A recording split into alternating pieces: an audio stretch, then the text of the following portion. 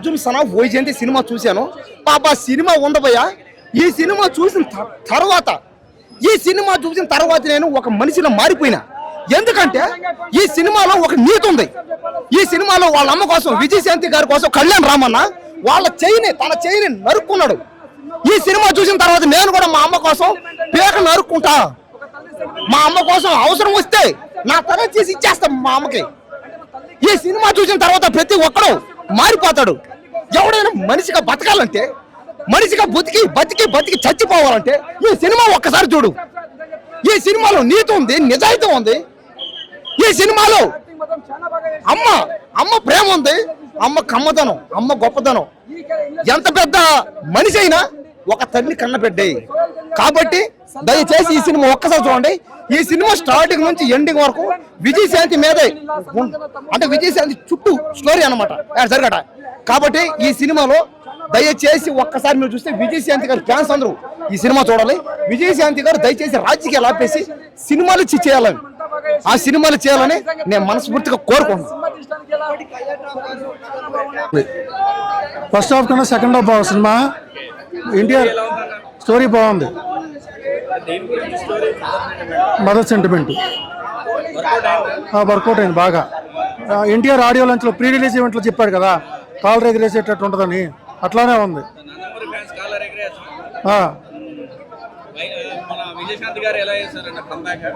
Comeback Vijayashanti fights బాగున్నాయి, బాగా work out అయింది.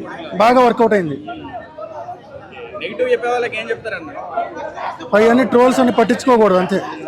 మూవీ చూడాలి, చూసి మాట్లాడాలి. జై ఎన్టీఆర్. ఫస్ట్ నుంచి లాస్ట్ వరకు కూడా ఎమోషన్ మాస్ గానే వెళ్తుంది. ఎక్కడ కామెడీ కానీ లేదంటే ఎమోషన్ అంటే సిల్లీనెస్ కానీ ఎక్కడ ఉండదు. మొత్తం సీరియస్ గానే వెళ్తుంది సినిమా. అమ్మ కొడుకు ఎమోషన్ అండ్ ఆ యాక్షన్ పార్ట్స్ ఇవే ఉంటాయి సినిమాతో కూడా. సో నాకేమనిపించింది, ముఖ్యంగా క్లైమాక్స్ కోసం నిజంగా చాలా ఎక్స్పెక్ట్ చేశానన్నా, బట్ అంత రీచ్ అవ్వలేదు. కానీ బట్ ఆ కథకి ఆ క్లైమాక్స్ చాలా బెటర్గా అనిపిస్తుంది. అంటే రొటీన్ స్టోరీ అయినా సరే స్క్రీన్ పై కొంచెం మాయ చేశారని చెప్పుకోవచ్చు.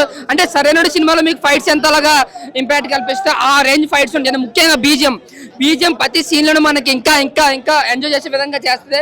సాంగ్స్ యావరేజ్ ఉన్న బీజిఎం మాత్రం చాలా బాగుంది సినిమాలో. అలాగే ప్రదీప్ గారు చేసుకున్న డైరెక్షన్, కథ రొటీన్ గా రాసుకున్న, స్క్రీన్ ప్లే బాగా రాసుకున్నారు. ముఖ్యంగా విజయశాంతి గారు ఒక వింటేజ్ విజయశాంతి గారిని అయితే చూపించారన్న.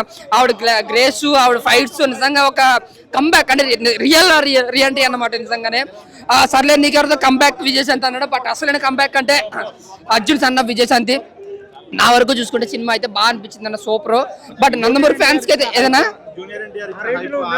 ఆ రేంజ్ లేదన్న. నిజంగా క్లైమాక్స్ ఆయన ఇచ్చిన హ్యాపీ అయితే లేదు, బట్ ఒక సాటిస్ఫాక్షన్ తో బయటకు వస్తాం అనమాట. ఏం లేదన్న, అంటే ఇప్పుడు ఫ్యామిలీ కార్డు సపోర్ట్ చేయొచ్చు, బట్ సినిమా అయితే ఎక్కడ బోర్ అయితే కొట్టదన్న. బిబ్బిస్తున్న తర్వాత కొంచెం బెటర్ మూవీ అన్న, గత సినిమాలతో పోలిస్తే బెటర్ మూవీ. హ్యాపీగా వెళ్ళి 3 గంటల సేపు హ్యాపీగా మనం చూసి ఎంజాయ్ చేసే సినిమా. మాస్ ఆడియన్స్ కి అయితే బాగా నచ్చుతుంది అన్న. అంటే క్లాస్ ఏముండదు, ఫుల్ మాసే. ముఖ్యంగా ఫైట్స్ బీజిఎం సినిమా పెద్ద హైలైట్ అన్న. సినిమాకి చాలా బాగా కొట్టాడు బీజిఎం, అలాగే ఫైట్స్ బాగుంటాయి. ఇంకా స్టోరీ విధంగా అర్జున్ సన్ ఆఫ్ వైజయంతి నా గుండె మీద పట్టు. అర్జున్ సన్ ఆఫ్ సినిమా ఇట్టు అన్నా, మళ్ళీ చెప్తున్నా, నా గుండె మీద పట్టు.